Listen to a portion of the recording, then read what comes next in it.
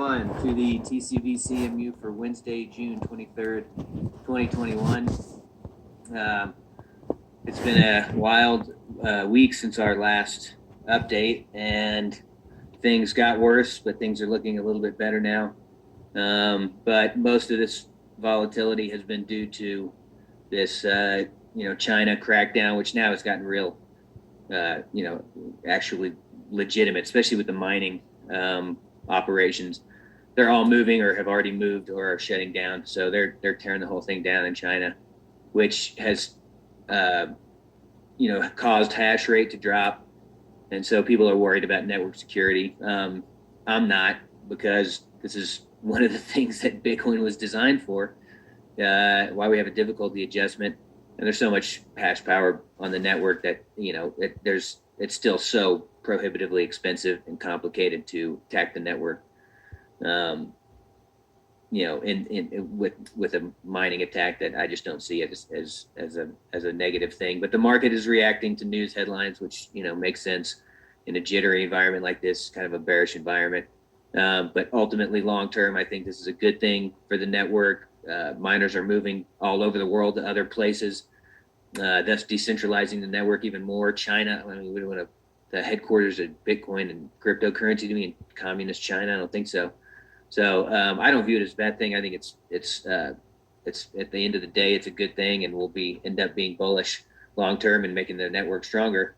But the miners are having to move, and that costs money, and so that OPEX has to be funded somehow, and so miners sell inventory in order to pay for the moves and for the new equipment and for the new employees that it takes to set up the equipment and and monitor the situation in these new jurisdictions. And so that's causing some selling.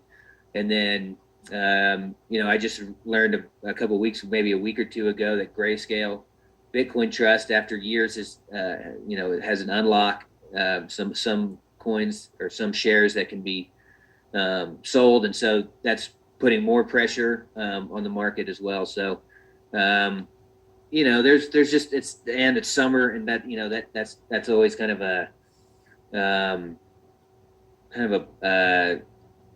time to stay out of the markets. That's why they say sell in May and go away. And so anyway, the situation is not great right now. So we hit new lows at 28.60 yesterday, and let's look at the charts and go from there. So yeah, we hit 28.6 on this candle here early yesterday morning, and then had a nice bounce on some decent volume. And you can see again, we talked about yesterday in the update, this dip was bought.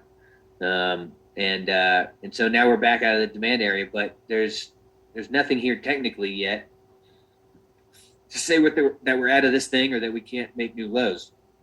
So, moving averages all trending lower. Momentum looks okay. It's not oversold anymore, but it's not trending. We're kind of in no man's land.